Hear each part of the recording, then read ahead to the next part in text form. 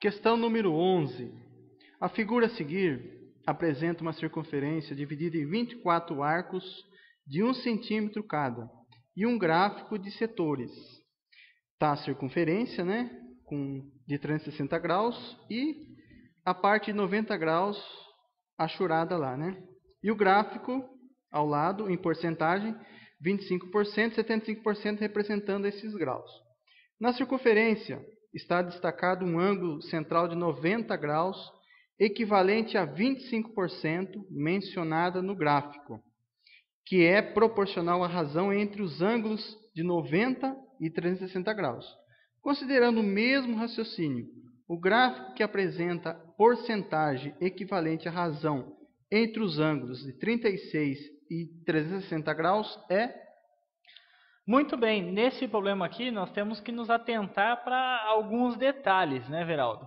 Olha só, aqui nós temos a primeira circunferência aqui, e nessa primeira circunferência, a questão de ter 24 arcos de 1 centímetro cada não ajuda em nada.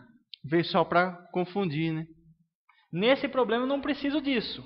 Por quê? Porque ele me dá aqui o ângulo, né? Ele me dá o ângulo de 90 graus aqui. E aí ele diz sobre a circunferência ter 360 graus. Então, ao estabelecer uma razão entre o 90 graus, que foi o que eu queria ali, né? O pedacinho que eu retirei ali, que eu rachurei, e 360 graus, a hora que eu verifico a razão entre essas duas grandezas aí, eu tenho a mesma coisa que um quarto. E um quarto é a mesma coisa de 0,25. 0,25 é a mesma coisa que 25 centésimos. O denominador aqui não é 100?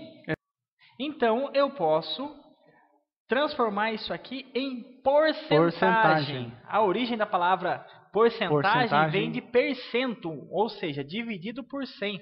Aqui, 100. Como eu tenho 25%, 25, simbolicamente por cento. 25%. Okay.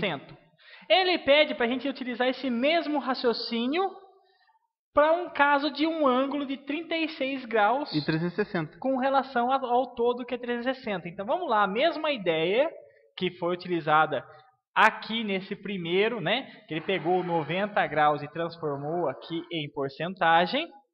A mesma ideia nós vamos fazer para um ângulo de 36 graus. Então, vamos estabelecer a relação, a razão entre 36 graus e 360 graus, que é a volta toda. Dividindo 36 por 360, nós temos que é a mesma coisa que um décimo. Um décimo é a mesma coisa que 0,10. 0,10 transformando em fração, eu tenho 10 sobre 100. Olha de novo o denominador 100 aqui, né? Então pode ser o mesmo que 10%. 10%. A alternativa correta nesse caso aqui, segundo o gabarito, alternativa A. Alternativa A. Uma questão de nível médio, segundo a calibragem da plataforma Foca Aprendizagem.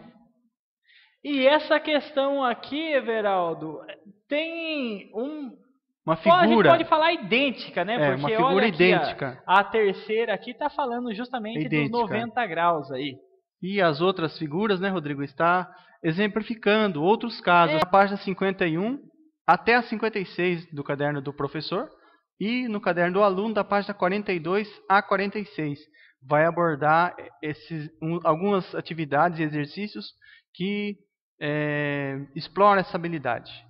Situação de aprendizagem 4. Gráfico de setores e proporcionalidade.